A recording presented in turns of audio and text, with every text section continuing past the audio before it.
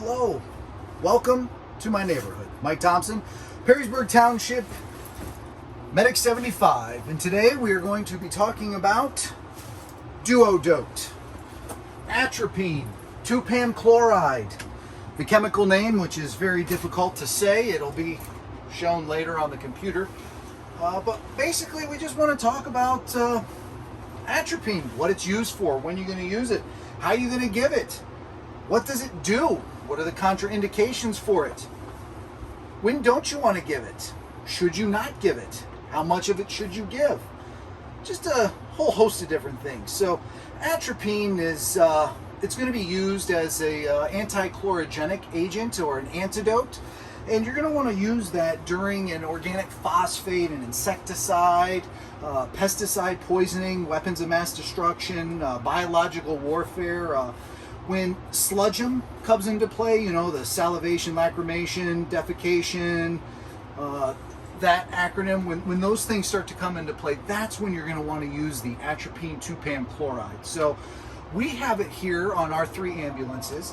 We've got it in a yellow case, conveniently placed where the drug box, the Lucas, and the suction device are at, given to us by the Toledo Lucas County MMRS. Nice little Pelican case here.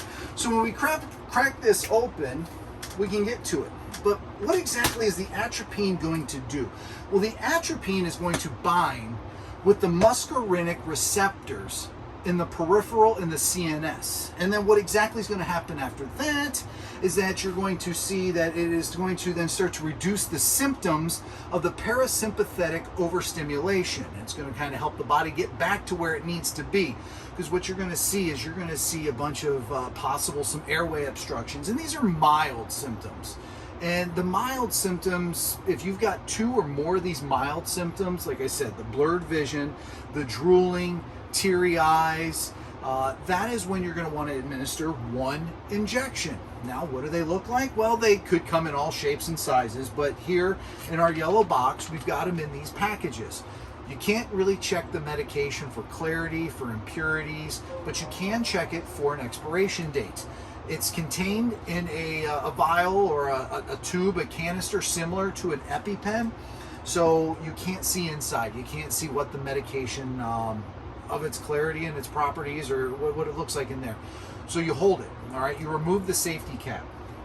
Don't put your thumb over it. We learned that about EpiPen injections, but hold it just like that, all right? After you find you a good Clydesdale thigh to pop that into, make sure you don't have any wallets or pocket guides, keys, anything that are going to get in the way.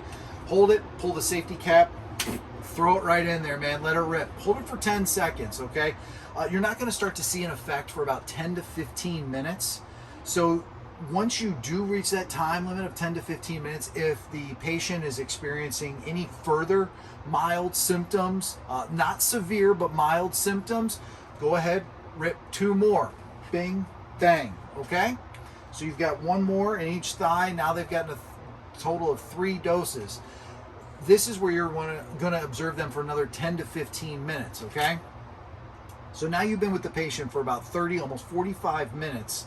And if you are noticing unconsciousness, convulsions, involuntary muscle twitching, 3 more doses. 3. Count them. Bing, bang, boom. Pick a thigh. You've probably already hit this one twice, now 3 times. Make it even. Go 3 on this side, okay? 3 doses. Get them over to the EMS. Get them over to the hospital as quick as you can. Let them know. Pregnant females, you're in a situation, you've got a baby in your belly. What do you do? How do I handle this? Well, if you don't get the medication, you have to be cognizant of, I don't get the medication, I might not live, my baby's not going to live as well. So there is some risk involved. However, there's not a lot of studies that say it's bad for the individual, bad for the child. The likelihood of an overdose is slim to none. So just be cognizant of that. No matter if you're getting 1, 2, and 5, that's 6 doses. Probably not going to OD on the DuoDote, the atropine 2-pan chloride, but be sure to let your OB know what's going on. Chances of crossing the placenta possible, category C. So let's just be mindful of that. But let's send it back to Mike in the classroom. He'll go over the slides on the PowerPoint for you, and we'll wrap this up. Thanks.